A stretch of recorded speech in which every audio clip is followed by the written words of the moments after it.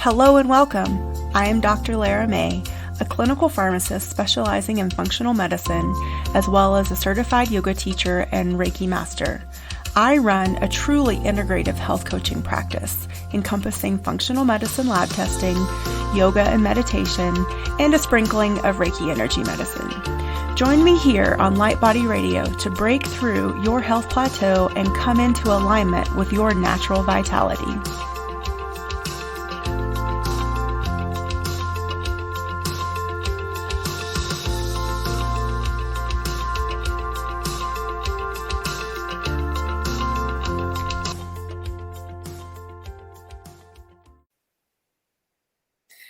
Hello and welcome to Light Body Radio. I'm your host, Dr. Lara May, and today we have with us Kelly Cole.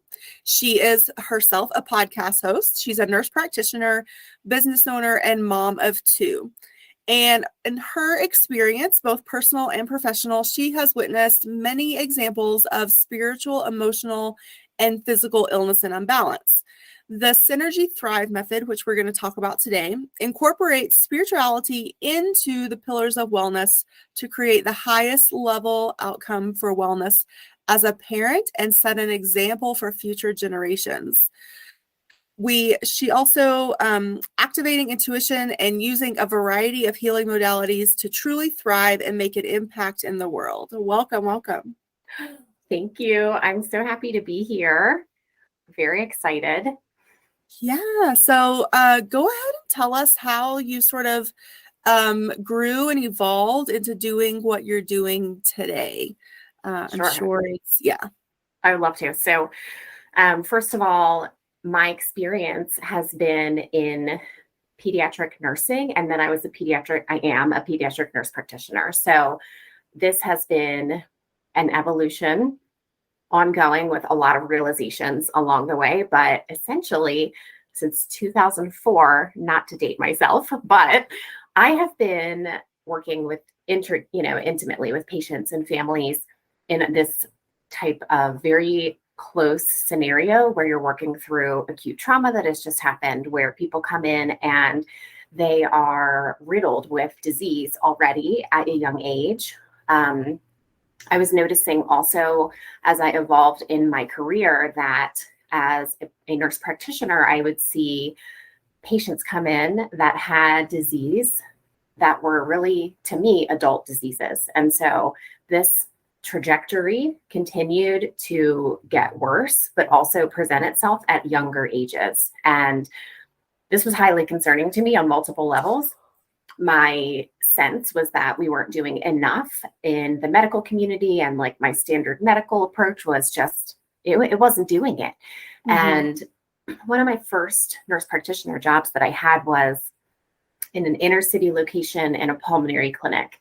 And the things that I witnessed there were severe asthma, severe allergies, patients that had eczema flares that were, although, their entire body almost covered in eczema, some of them in their joints that were like open sores. And, they were young children who, to my mind, should have been healthy.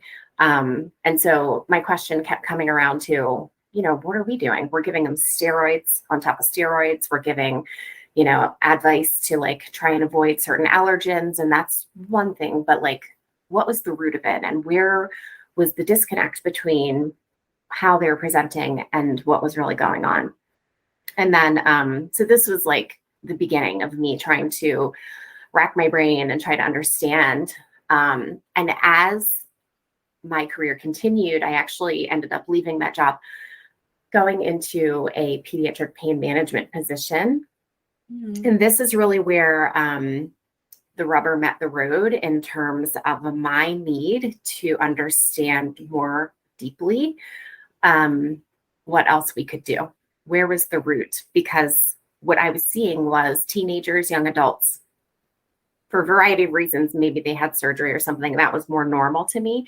But the ones that were really sticking with me were the patients that came in chronic pain that they could not find a reason for. There was zero. There was nothing. And you would look back and you would see, and if they talked about it, maybe some were disclosing more than others, but there was significant trauma history. There was significant medical trauma potentially. There was, you know, disjointed family dynamics, like so many things that were contributing in. And then we had this kid who like needed to go to school or maybe try to have a job. And like, they couldn't do that. They couldn't do normal things. And this was so eye-opening for me. And if you combined all of this with a additional responsibility in that job that I didn't quite understand when I took the job, the level of depth that would start in with some of these patients, but it was on pediatric oncology floor. And I saw a lot of transition from life to death. I saw health to severe illness. And then we were also fulfilling the role of a palliative care service too. And so this was in the spiritual place of me really like having a lot of questions, seeking out a lot of truth for myself and not wanting anymore to be a person who had to have an intermediary between me and direct source to understand like what's going on here, like why are these things happening, and just had like this giant question.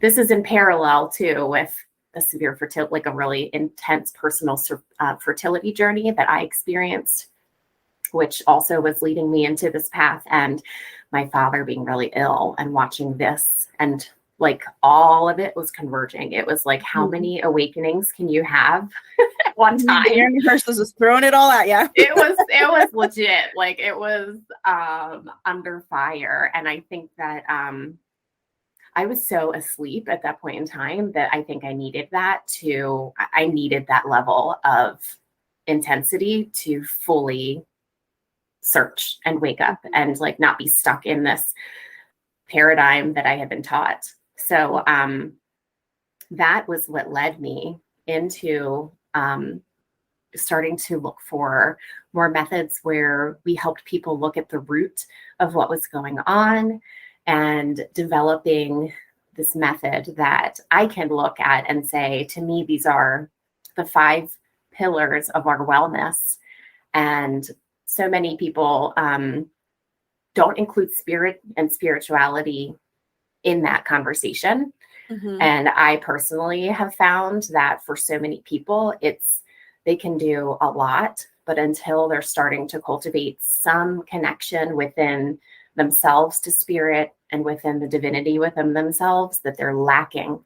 And so it all connects. Like it's so interconnected that, you know, if you're not doing that part too.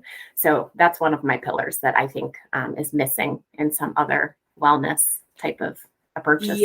Yes, I totally agree. I think, you know, having that disconnection from our spirit is part of a lot of our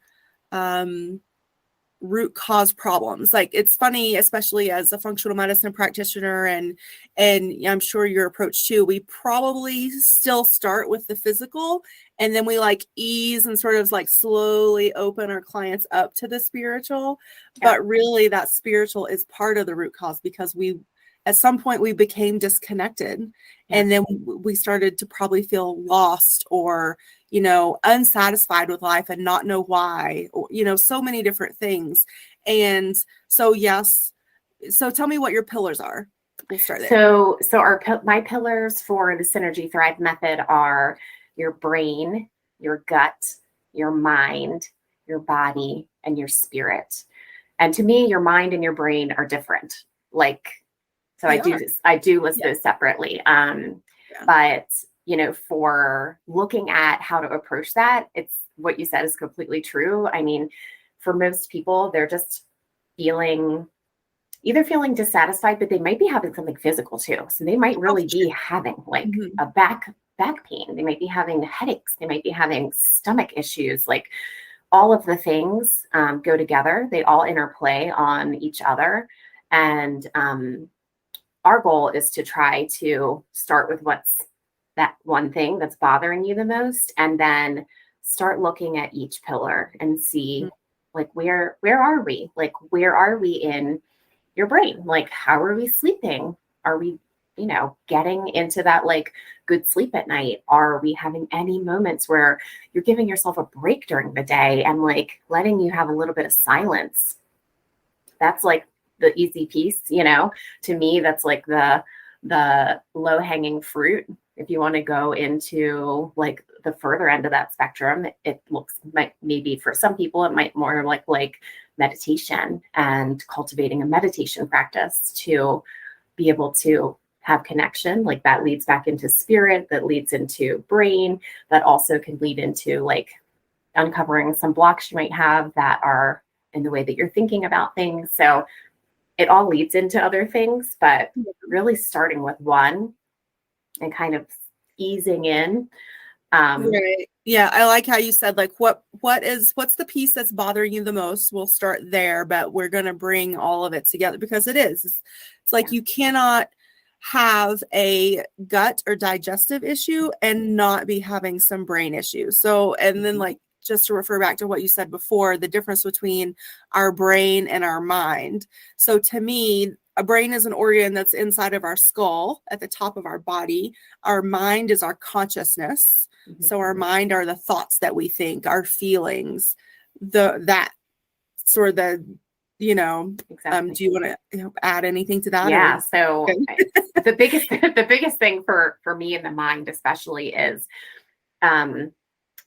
making sure that we're identifying any thoughts that are specifically negative thoughts that keep circling. And as I have started to open into like some of my divine gifts that I feel like I'm stepping into, it's to me like supercharging the Synergy Thrive method in some ways, because somebody will say like, I don't know, like there's not even awareness sometimes about what people are thinking over and over and over again. There might be obvious ones, but sometimes I can kind of tap into that and someone will be talking about it and kind of get blocked on it. And I will feel like I'm noticing that I'm saying, I just keep hearing, like, I keep hearing money is growing. Money doesn't grow on trees. Money doesn't grow on trees. And they're like, oh, yeah, I'm really nervous about like my bank account. I don't look at it. Like I am super stressed about money all the time. And like,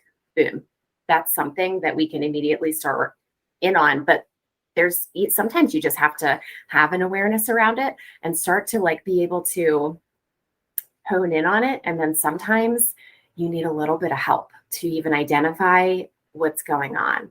And that's just one small example. So yeah, your thoughts, your mind can start leading into stress, can start like pumping out the cortisol, getting your body inflamed, like all of that starts going together, usually leads into gut issues, like all of that is connected. So that is the difference there, though, between how I view your brain and your function and your mind and how you're thinking about things and how you're talking to yourself. It's really important. Yeah, it really is. It's hard to state the gravity of that importance enough. For real. Yeah, and I think it's a practice. I think a lot of us are trained out of listening to ourselves, so listening to our spirit and listening to our thoughts very early in life. So we become unconscious of what we're thinking, even though in almost every moment of every day, what we're thinking is driving our feelings, which is also driving our actions. So it is an integral piece that we have to be taught and or practice ourselves back into being aware of. Right. And we're all like, I've been there, so I don't want anyone to feel like they're alone in this. Like we all started somewhere, and to cultivate an awareness, the first step is to realize that at some level we were unaware, and we're choosing now to be aware. Yes. And also the fact that it's not your fault. Like this is society as a whole kind of, the message usually is like, keep your head down, keep on going, like grind it out and keep moving, like suck it up. And that's just doesn't help you. to kind of tune in, take a break when you need to be aware, have an awareness of how your body's feeling. That same awareness is actually one of the things that I focus on a lot too when we start talking about the gut portion, because again, that is a sliding scale of like, especially when you start, talking about functional medicine approach or anything like that, could get super detailed. That could go into biodiversity, and do you want to get a, test done, and whatever. Like and believe me, like I am so nerd out on that. Like, but the very beginning piece is just, if I eat this, how does it make me feel? Like, right. Does my stomach feel okay? Do I, feel weird in my head? Do I listen, body scan yourself and start to understand that those are messages. Those are messages that you're meant to hear. And if you feel like crap, you feel like you don't have energy, start honing in a little bit on maybe is it something I'm eating too? It could be, and there's so many people that are super dogmatic about how to eat. And there's 8 billion different diets and ways to tell people to do everything. But, to me, at the end of the day, I'm please just keep it simple. The bottom line in my world is, what oils are you eating? Are you consuming and are you cooking with? And is it from the ground, from a tree, clean, normal protein? Just, check that. So, and if it is, how many ingredients are in it and what oils are in it. So it's just, I don't want to make that too complicated, because I feel like that's where people get totally overwhelmed. But, really, how do you feel? If you eat this giant bag of chips, how do you feel? Yeah. Good. Yeah. Not good. How's it going? How's it going there? So, but again, I really like to, in the gut portion there, just start with that. I also love myself I did for myself, I did a continuous glucose monitor for a couple weeks, and I did some stool testing. I did stuff like that because I like that, and I find it to be interesting and fascinating. And the more I love those things. But that's no one has to do that for sure. I just feel like you can know a lot about yourself by tuning into your body too. So absolutely. And I think that's, a really important message just in general for everyone out there. If you're curious about functional medicine, or are new to it, or maybe you've even had an experience where maybe your practitioner did the deep dive into the details, and maybe you got overwhelmed with that. And I don't understand, how does this equate to what I actually do to start feeling better? Right. Because I think that's a risk of, you and I as practitioners, we love it. We geek out on it. We do the tests on ourselves for sure. Last summer, I did a 4-month period of continuous glucose monitoring for myself. But it doesn't have to be that way. It can be very simple. And you just start with a few basics. Like you said, be aware of the oils that are in your food or that you're putting in your food.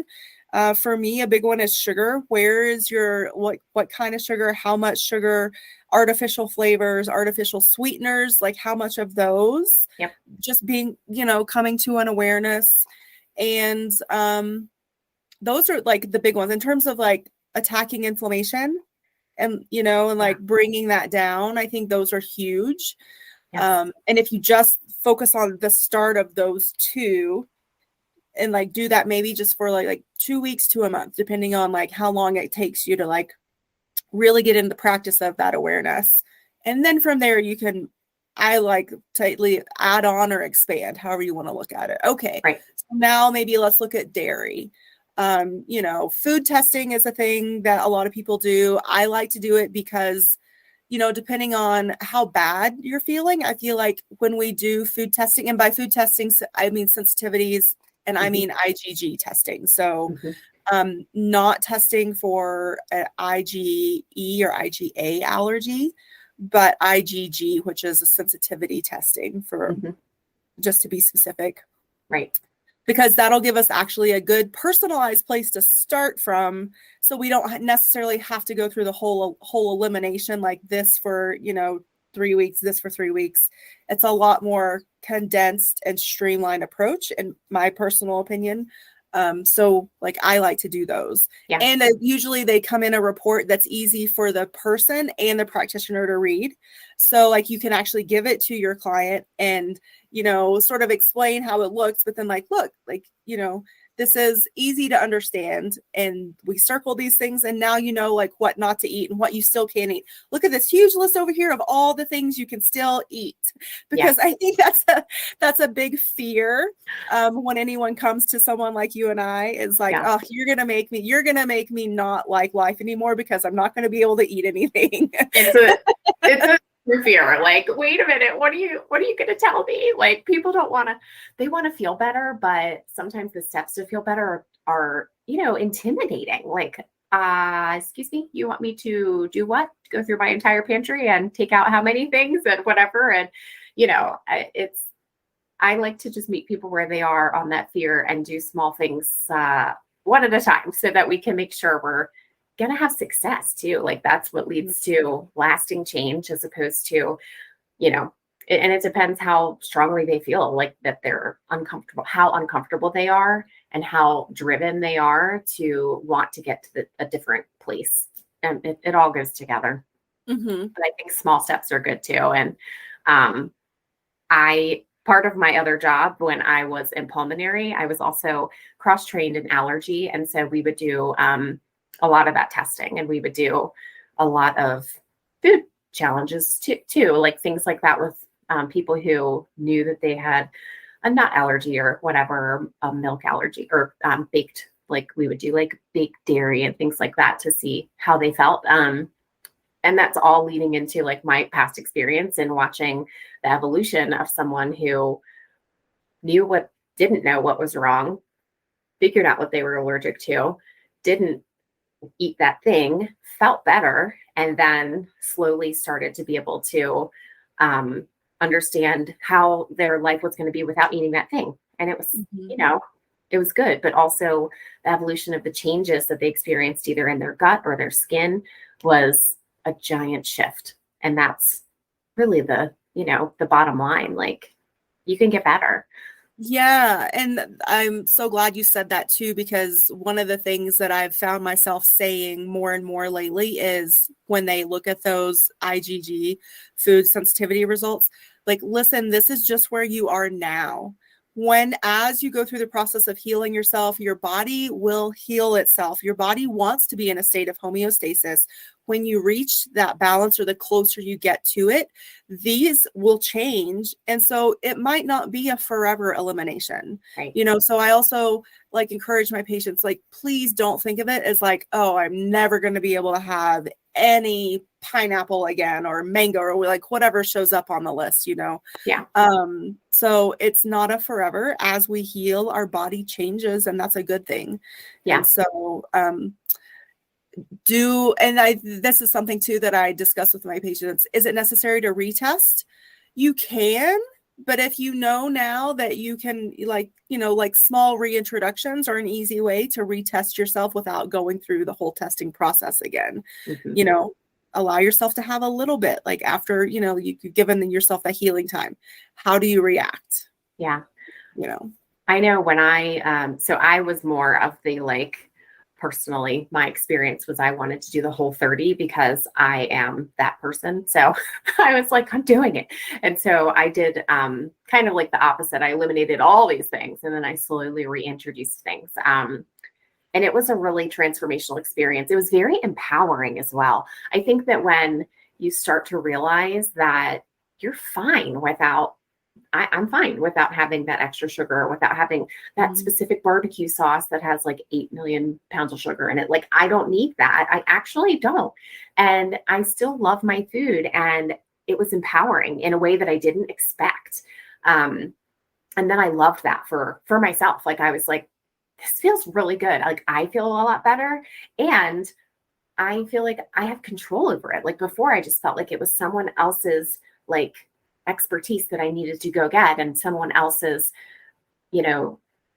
rules I needed to follow. And then I realized that really it was just I needed to understand what was my body's need, what my body's needs were. And it was an individualized need. And so having that knowledge, having that experience is transformational in itself too.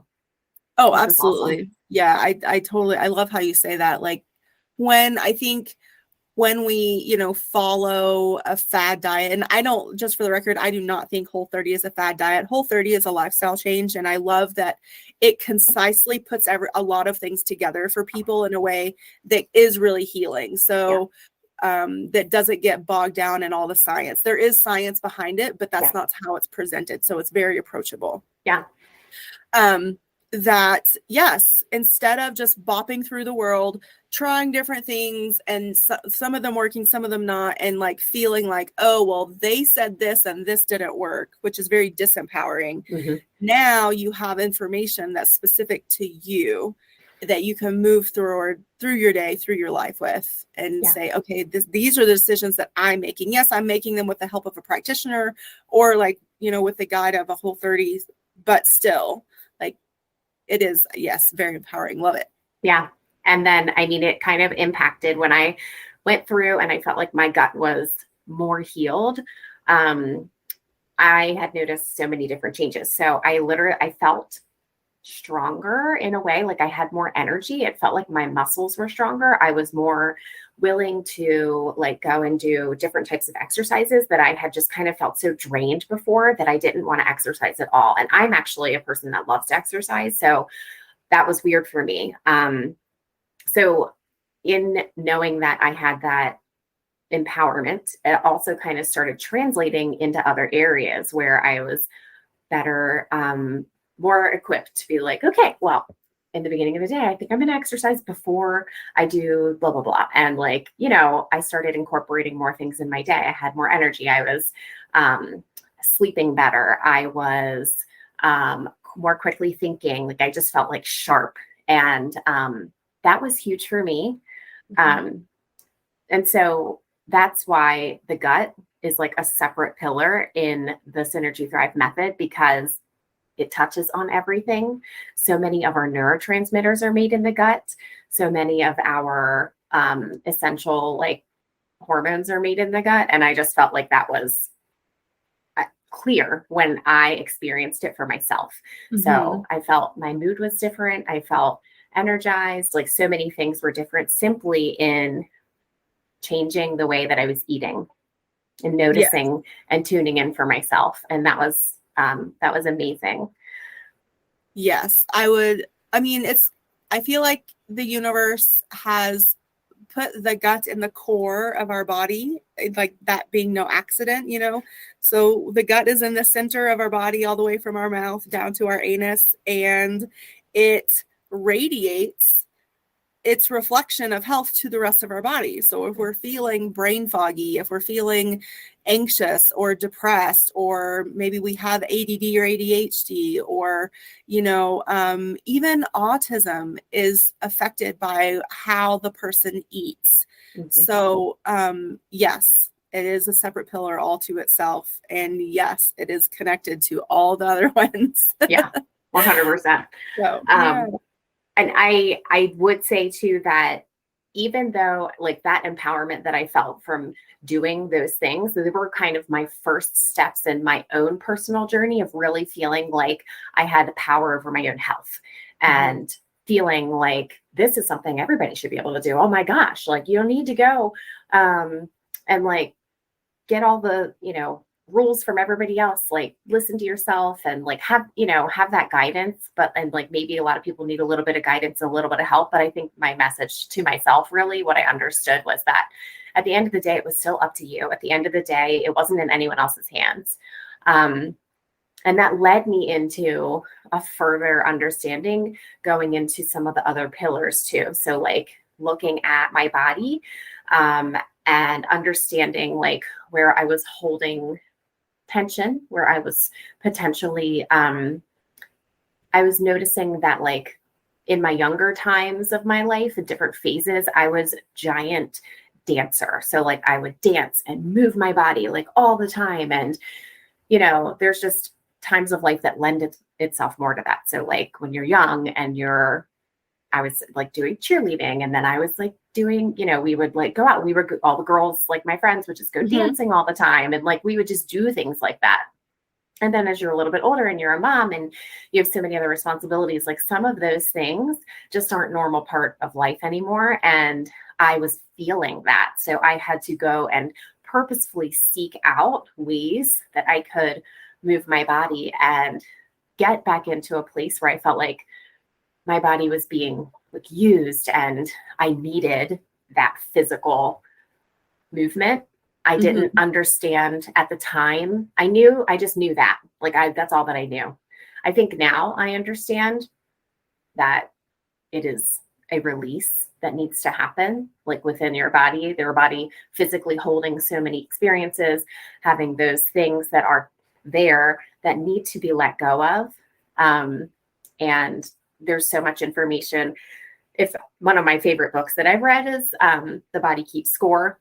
And just talking about how the physical manifestations of things that you've experienced in your life can get stored and tracked. Really? Yeah. And so John Sarno, right? I think so. For anyone out there curious, I'm pretty sure it's John Sarno. Okay. We'll have to look at that. Yeah. But truly, like having any of that understanding that it goes deeper. So all I was getting at that point in time was the nudge. Like I was like, oh, I feel like I need to maybe do some yoga. I need to stretch different ways or something. Like I'm feeling, my body was feeling different.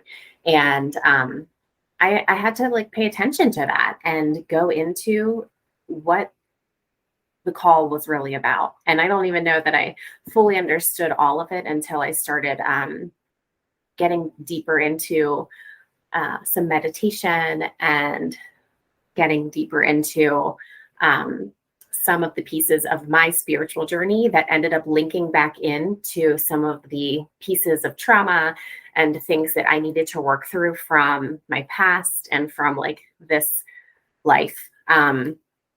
It was all there that, and it wasn't serving me anymore. Some of the blocks that I started seeing, the energetics that were showing up for me when I started doing more meditation were really pointing back to some of the areas that I had been feeling things in my body. And it was coming into me at that point in time intuitively, like, this is stress. Like this is some toxins that you're holding on to. Like you need to sweat, you need to move, you need to like have physical motion. And then it was really streaming to me like really clearly why and what it was.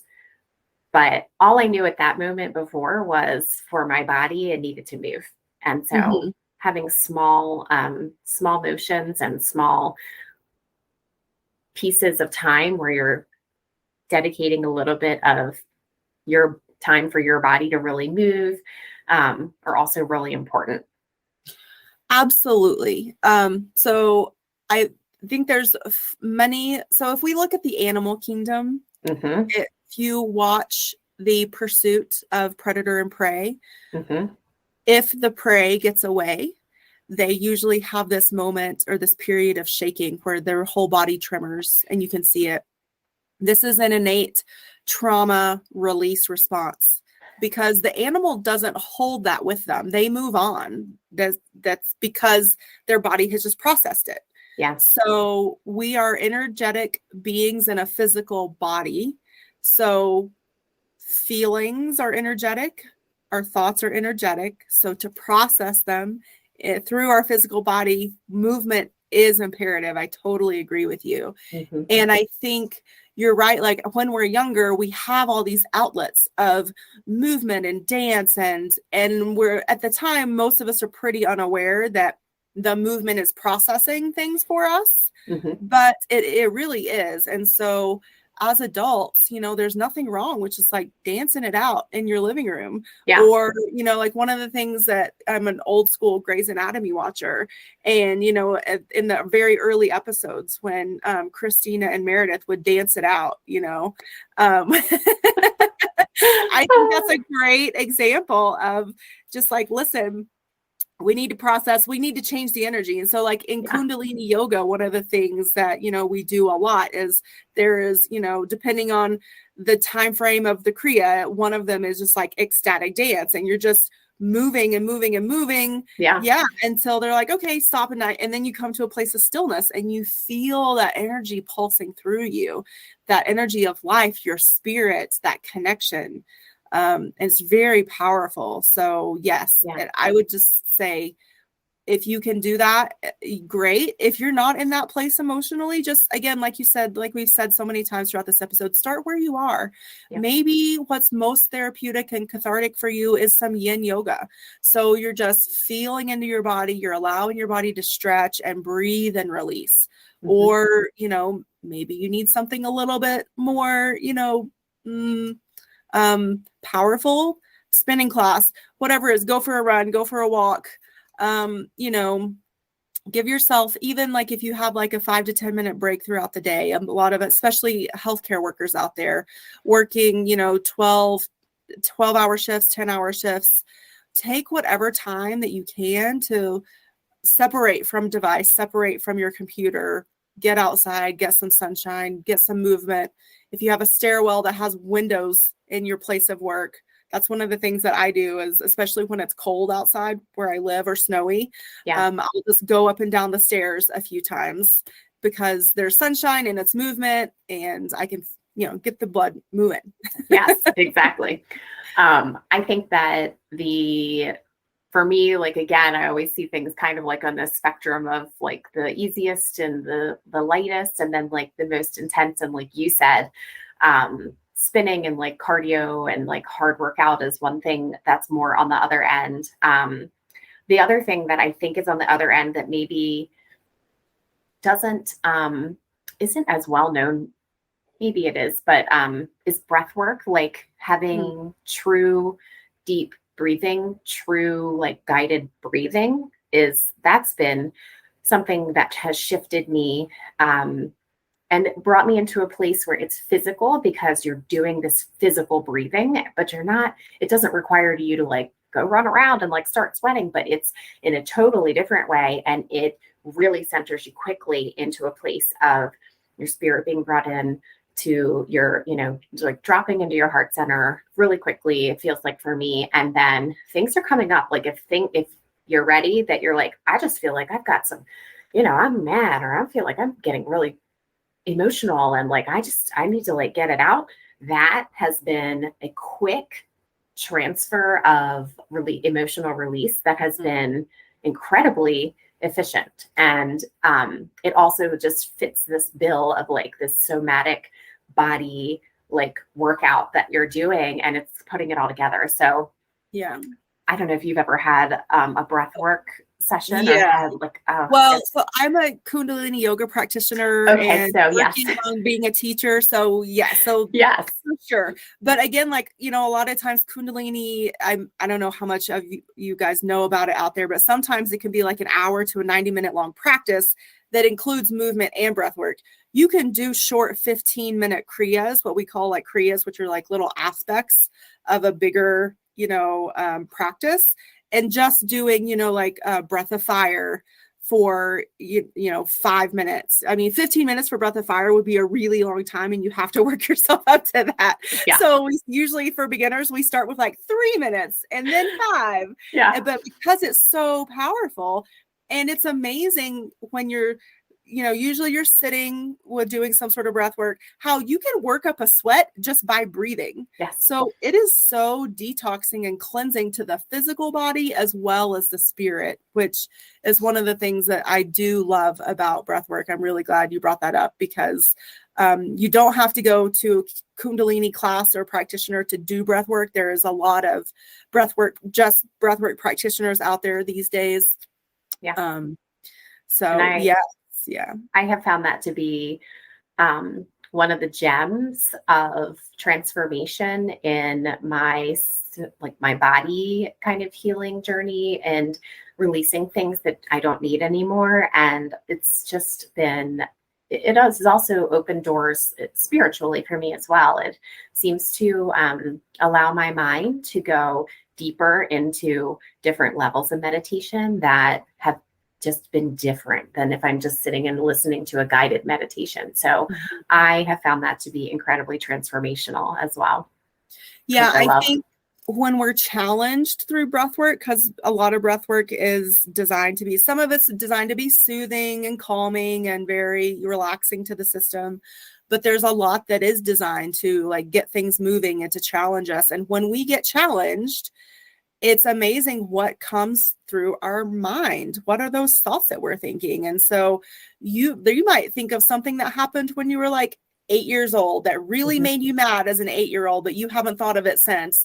But if that comes up, pay attention to that, because that's something that is like wanting to be processed and moved through and out. Yeah. And so it's a perfect example and a really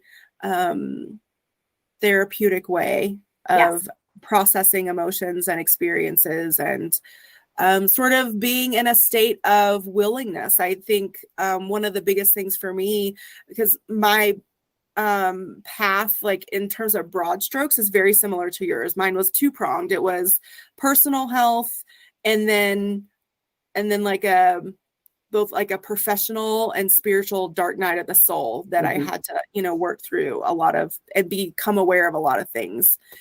And I forgot where I was going with that. Well, that's okay. But either way, breath work has been very transformational. Oh, willingness. That's what willingness. Willingness. Yes. So I feel like we all have to get to this place of a certain amount of willingness to make the changes and to start taking those different directions in our life. Yeah. Even, like I didn't do it by myself, and I'm sure you didn't either. I had practitioners, I had coaches, I had, Reiki practitioners, all these people helping me along the way. But it was, me being willing and me wanting to essentially like care more about feeling better than anything else, so, and like just all the doors that opens. Yes. I think that it's almost like you have to declare yourself to the universe a little bit and kind of just say, I am ready. I'm ready to kind of work through this. And that's not an easy declaration to make. That's hard. And it's scary sometimes because you don't know, like it's usually goes into places that you don't, things that you've avoided or things that you've forgotten and things that you didn't, want to feel. But when you finally let them go, you feel so much lighter and it's amazing. And helping other people walk through that, sometimes you just need the awareness of it. Even just like realizing it is enough to have enough of a shift that you're ready to kind of like let it go. And then sometimes just like that energy there is kind of stuck from the experience and you need something a little bit more intense to let it move through. But when it does, it's amazing. And it's so healing. Watching other people go through that is, it's an honor. It's like, feels like an honor to me to watch other people like walk through that and be able to heal. Like they're crying, I'm like tearing up, it's like really, it can be emotional. But when you get to the other side of that and you're like, wow, I really feel better. I feel lighter. I feel different. That's amazing. Yeah. And just to clarify, I did look it up. So the Body Keep score is Basil Vanderklok. Yeah. That makes that butchering that name. Yeah. John Sarno wrote Healing Back Pain, The Mind-Body Connection. And so he is similar. And then he also wrote the Mind-Body Prescription. Yeah. So, which is also about how our body holds on to emotions and thoughts and stores them. Yeah. So, yeah. It is great resources. Wonderful resources. I know that reading through the Body Keep score for me, not only was he a very excellent researcher like that, he was a psychologist who had gone and treated so many patients, specifically people with PTSD, and had documented repeatedly how the body had kept score and how the physical manifestations of the stress that people had gone through had developed in them. And what one of the storylines within that book, actually, that, I mean, this is a whole another podcast for itself. However, it was basically his effort to attempt to have trauma-associated PTSD in the DSM criteria, and he tried to document repeatedly like how it should be in there, and it was never added in.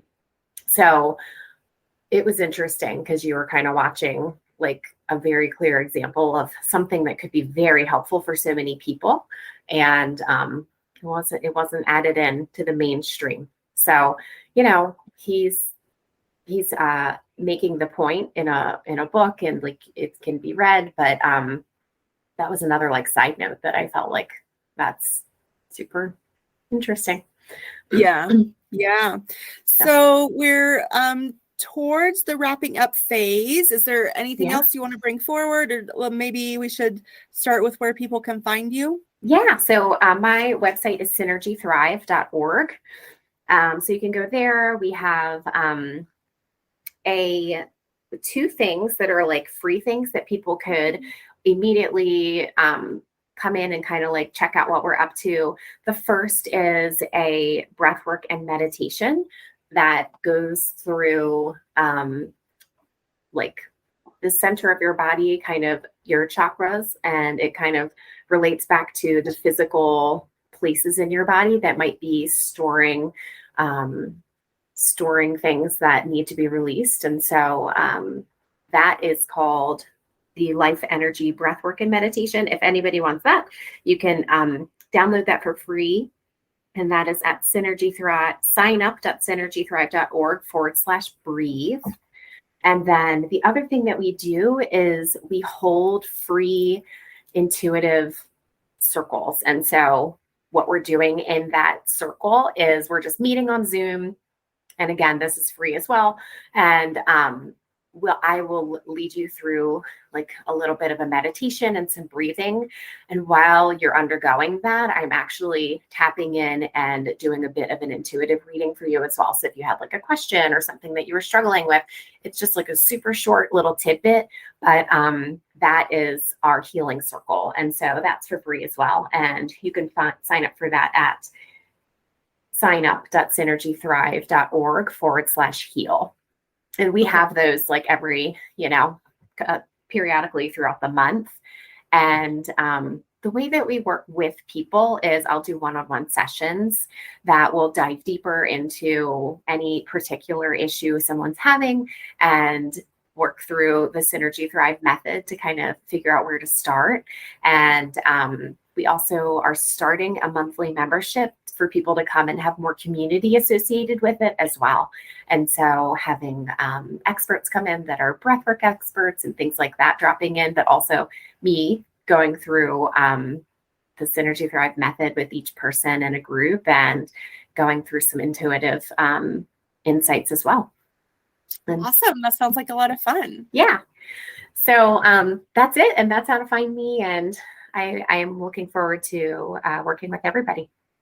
Are you also on TikTok? I am. I'm on TikTok at Synergy Thrive. I'm on Instagram at Synergy Thrive and Facebook at Synergy Thrive. I have found personally TikTok is like 80 million times more fun than me than any of the other ones. So I am more on TikTok, but I don't know why. It's just like has a more fun kind of vibe for me. So I'm on there. I have more not than ventured on the TikTok. But I saw that in your bio. So I was like, I'm going to bring that forward because I don't have a lot of guests that actually say that they're on TikTok. So yes, that's right. I'm an elder millennial is what they call you on TikTok. That's right, folks. But no, truly though, it's fun. And people are, people seem nicer on TikTok. I don't know why, but it's cute and fun. Yeah. Awesome. Well, thank you so much. It was such a pleasure to have you. I'm sure it seems like this conversation could just keep going and evolving. So we'll probably most definitely have you back. Yeah. So we can keep talking and, just bringing this information to the world and to light and to really help people understand that, no matter where you are in your life right now, you're not alone, and that there are resources out there to help you. And that's why you and I do what we do, is because we love to help people. We love to help people feel better, to have a deeper understanding of themselves and the world around them. And again, that connection, that spirit connection, that's so important to, reawaken and reconnect with that. So yes, thank you so much. Thank you for having me.